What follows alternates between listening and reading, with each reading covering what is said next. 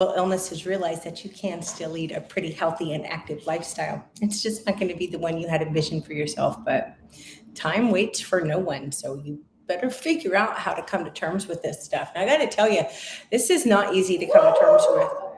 Sorry. This stuff's not easy to come to terms with. I've been dealing with this for a really long time now. And I spent a lot of years in a very severe depression because this shit's hard to deal with. By the way, this information is from me. This is just what I have developed over the years on dealing with all of this. And uh, my regulars will know a couple months ago, against my better judgment, I agreed to start taking a medication called Cymbalta. And it's an antidepressant, but it's supposed to really help with nerve pain. It did not help me with nerve pain. In fact, it made everything so much worse. And I really feel like I've been thrown back a long way in dealing with all of this because it did make everything so much worse. And yeah, it's been a hell of a struggle. And I'm just trying to get my feet back underneath me. So let's talk about the emotional impact of chronic pain. Now, they don't have any firm statistics, but according to Psychology Today, there's about 100 million Americans who are believed to suffer from chronic pain. Now, there's no hard data out there regarding suicide rates. However, sufferers are believed to be twice as likely as the healthy population. That's a pretty sobering statistic. Here's the thing with chronic pain, it's not just the physical aspect of it. It's really not. I mean, that's huge, obviously, but emotionally, it's devastating. A good day for someone like me, supposedly, is like you having the flu body aches. Well, how freaking productive were you the last time you had the flu? Probably not very. And yet, that's kind of my stasis. That's a pretty good, if I can just get to there, by golly, I'm having a damn good day. You get used to a certain level of pain, but here's the catch. I told a chiropractor years ago, sorry, I forgot to change chairs. This one's super loud. But when I was first diagnosed, I told the chiropractor I was seeing, I have no pain tolerance because it frustrates me. And he laughed and he said, actually, you have a tremendous pain tolerance. But the problem is my life is a balancing act. And I'm constantly, if I do this, it's going to pitch me that way. If I do that, it's going to pitch me this way. And it just doesn't take much to push you over that edge from, I can tolerate this, I can tolerate this, I can tolerate, oh God, I can't tolerate this. What do you do? I mean, really, what do you do about it? Flares, fibromyalgia flares, the best way I've ever heard this described, and you'll either totally get this or you won't get it at all, full body migraine. When I heard that, I was like, oh my God, that's perfect. However, if you've never had a migraine, that's meaningless to you. The best I can tell you is I get incredibly light and sound sensitive. Smells will drive me crazy. My clothes, just the pressure of my clothes on my skin is uncomfortable. And there's a saying in the chronic pain community, she said her hair hurts. Now that doesn't mean that my actual hair hurts. But when I'm really flared up, when I move my head, I can feel my hair moving on my scalp. And it's not painful per se, but it's not a typical sensation that you notice, and it's not comfortable. I kind of feel like it's when I'm flaring really bad, it's like the top couple of layers of my skin have been sanded off. I know that's really gross, but all my nerves are on edge, and it's a really crazy feeling. And here's the deal. If you're the one dealing with this stuff, guess what? You're entitled to be pissed. You are. You're entitled to grieve. You're entitled to all of the negative, unpleasant emotions that come with it. But you can't live there. Why? Because it's self-fulfilling. The more time you spend focused on the negative aspects of this, the harder this stuff is going to be for you to deal with. You got to be aware that what you put out there is exactly what you're going to get back. So I try really hard on days that are their biggest challenges, I try to find things to be grateful for throughout my day because I have to, because otherwise it's too easy to get consumed with the, oh my gosh, this hurts. How the hell am I going to get through today? I've got all this, my to-do list is a mile long. I can't hardly move. What the hell am I going to do? And boy, you can spiral down really quick. So how do you cope with all of this? Well, the first thing you need to do, in my opinion, you've got to find positive influences. Now, I used to be a very negative person. And when I was a very negative person, how many positive friends do you think I had? A big fat freaking zero. Why? Positive people don't want to hang out with negative Nellies. We just don't. But you can find positive influences out in the world. Get some good books. Some of my favorite books are, including but not limited to, You Are a Badass by Jen Sincero, Life's Golden Ticket by Brendon Burchard. And if you're just getting involved with self-improvement work, I really recommend Life's Golden Ticket. It's a super lightweight read, easy to pick up and put down, but it makes you think. I personally feel it's a really good intro to this kind of thing. 15 Irrefutable Laws of Growth. Anything by John C. Maxwell is going to be excellent. The Body Keeps the Score. Holy smokes, that's an incredible book. I will warn you, it is not for the faint at heart. It discusses unresolved trauma and the physical and, of course, emotional impacts of that. And he goes into a lot of detail about some of his patients and what they've been through. But I will tell you that book changed my life. One Shot, One Life. My dear, dear friend Doug Fitzgerald wrote a great book about setting and achieving goals called One Shot, One Life. The Bible is always a great resource. You can get a ton of podcasts. Guys, there's so much free stuff out there. I don't know. I'm not a big podcast girl. I like shorter form content, but Chalene Johnson, Brendon Burchard. Oh my gosh, the other guy just totally went out of my brain. I can picture his face, but I can't think of his name. But find a podcaster that just resonates with you. YouTube channels. I like Above Inspiration. I like Stephanie Lynn Coaching. By the way, she also has a podcast. Trent Shelton is a great YouTuber. But find, and none of those, you might check every one of those resources out and think, oh my gosh, lady, what the hell? They don't have to work for you. They got to work for me. Look around. It's going to take some experimentation, but you need to spend like 15, 20 minutes every day, preferably in the morning, immersed in something positive, whether it be a book or a podcast or YouTube or prayer time or something, but you need something positive. And it's really important to do it in the morning because that helps set your mind for the rest of the day. You're going to have to develop healthy habits. You're going to have to start exercising. Now, I know, because I know where I was at when I first started exercising with all of this. I could barely walk. I couldn't walk a quarter mile at that point in my life, which is so embarrassing to admit. Hell, I could barely do 10 minutes on a Wii Fit at one point in my life. But you know what? Unfortunately, it's a really small number, but every single woman, and it has only been women, but that's neither here nor there. Every person who has fibromyalgia that I have convinced to get up and start exercising, without fail, every one of them have come back to me and said, oh my gosh, you were right. Well, I know I'm right. You know how I know I'm right? Because I've been there, because I live with this stuff every gosh damn day. You need to exercise. Now, I know it hurts. Look, if all you can do today is walk to the end of your driveway, honestly, that's fantastic. Do it. And if you're too sore to do it tomorrow, you're allowed a day of rest, but you better get off your ass and go walk it the day after. You're not going to improve overnight. You didn't get here overnight, so it's not going to get better overnight.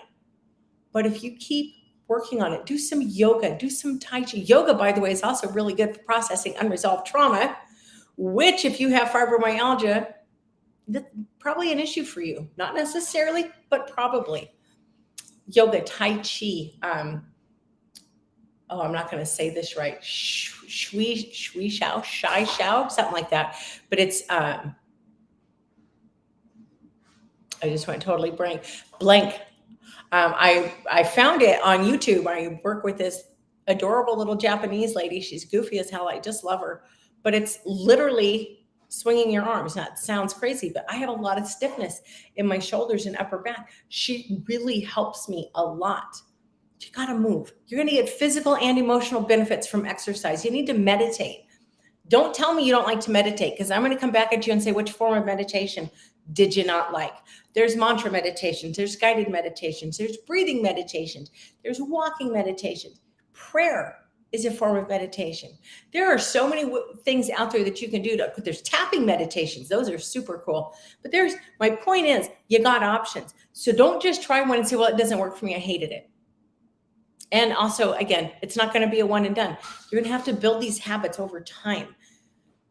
You need to keep a journal. I need to get back to keeping a journal. A journal is, in my very limited opinion, my very uneducated, I'm not a shrinker or a doctor or anything, but as someone who deals with a lot of crap, because I do have chronic health issues, I think a journal is the best, most inexpensive form of self-therapy. Practice your gratitude. What are you grateful for? Look, when you're up to freaking hearing pain and medical appointments and the bills are stacking up, you don't know how the hell you're going to even get to work tomorrow and whatever's going on, but you're up to here. You got to find something to be grateful for. Take just a moment at the end of every day. Good place to do this is at the end of your journal entry. Write down 3 things that you're grateful for. Look, if you're really struggling, I've been there.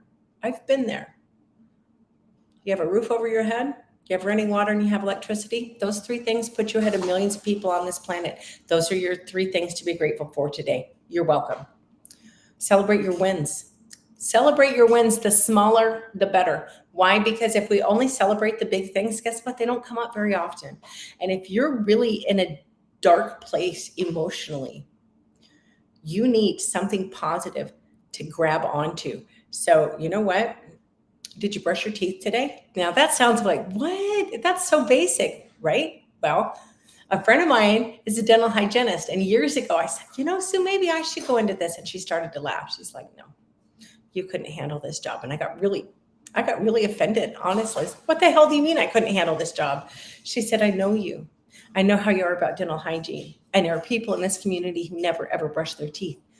I don't think you can deal with that. She's right. I could not deal with that because that's disgusting. But if you got up and brushed your teeth today, guess what? That's a win. That puts you ahead of the people who chose, for whatever reason, not to do so. Are you dealing with a lot of health issues? You know what a big one for me is? If I can take the day off of work and not berate myself all day, that's a huge win for me. You know what else is a big win for me? Pulling myself together. Yeah, obviously, I'm not the immaculate kind of woman. I'd like to be. Okay, part of me would like to be until I think about all the work that goes into it. And it's like, yeah, no. But I do pull myself together. I try to put my best foot forward every day.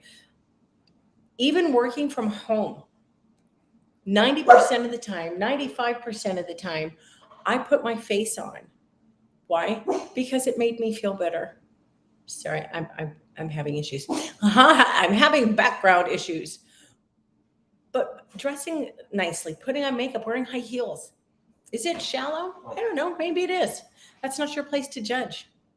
It makes me feel better. And at the end of the day, that is all that matters. Another thing you need to do if you're trying to deal with chronic illness, you need to learn to let things go. I am not good at letting things go. I am not good at letting things go. But you know what? You got to stop beating yourself up over the things that you cannot do. Healthy people can't do everything. And if they can't, there's no way in hell that you can. You know what? Honestly, it's okay. You're going to have to get better at prioritizing and delegating. That's all that means. You're not a failure. You just have some challenges you've got to figure out. You know what else you need to let go of? Negative damn people. If they don't lift you up, why are you bothering? Why would anybody bother? But look, when you've got health issues, if you're anything like me, it's all you can do to keep your chin right at that water line. The last thing on earth you need is some jackass grab me by the ankles and trying to pull you under the water. Cut the rope. Get rid of them. Now, don't be a jerk about it. There's no need to be ugly to somebody, but gently extract yourself from that person. Do not give your power away to crappy people. Finally, you need to remember a few things. You need to remember to be kind to yourself and to others. Because you know what? Even when they don't deserve it, honestly, that's probably when they need it the most. Now, I'm not telling you to kiss their ass. I'm not telling you to let them walk all over you. But be kind. Be kind. You need to remember this too shall pass. I have had some pretty gosh damn bad flares. In fact, the Cymbalta time was just, honestly, it was hellish. It was like 2 or 3 months of just, it was about that, of just absolute freaking misery. It was horrible. But you know what? I knew this is the only thought that kept me going through a lot of it. This is going to get better. This too shall pass, and it will. I promise.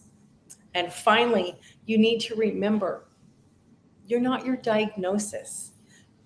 Yes, obviously, it's a big part of your life, but you can't let this stuff become your identity. And it's really easy to do because your life turns into this just relentless cycle of medical appointments and feeling like crap and worrying about, well, I got to eat right and I've got to worry about this and it's just so,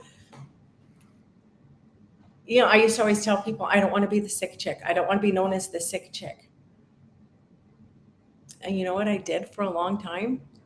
I did let it become, as I would sit here and lecture others, don't do this, I let it become my identity. And I didn't realize that until my friend Doug, yes, the same one who wrote the book I told you about earlier, but he asked me one day, what would your life look like if you were healthy? And I went completely blank. I couldn't answer that. Why? Because I had allowed all of this to become that didn't come out well, to become too much of my identity. Yes, my health issues are a significant part of my life, but they're really a very small part of who I am as a person. And none of this stuff is easy to live with, but you're going to have the chronic illness regardless. Why not take as much control as you can and control your attitude towards it, control your perspective. Tomorrow really is another day. And if tomorrow's not better, then you know what? Probably the next day will be. It's literally how I get through bad flares. But that's all I have. That's all I have for today. Yay me for being semi-regular on this. I will be back Wednesday. I don't know what time I am. My dad gets back from his heart surgery in Anchorage tomorrow. He says he's doing really good. My niece that he's been staying with said he's really not doing all that great.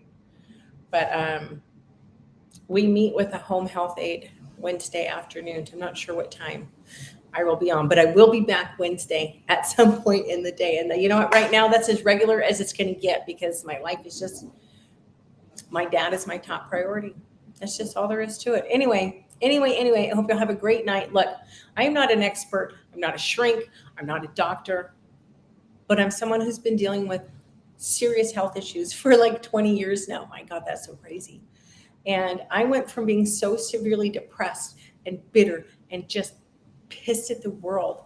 And now I'm known as someone who has a really positive attitude. And if I can make that change, anybody can. So if I can help you with any of this stuff, please drop me a line. I try to be very responsive. I hope you'll have a great night. Happy Monday, and I'll see you on Wednesday. Thanks. Good night.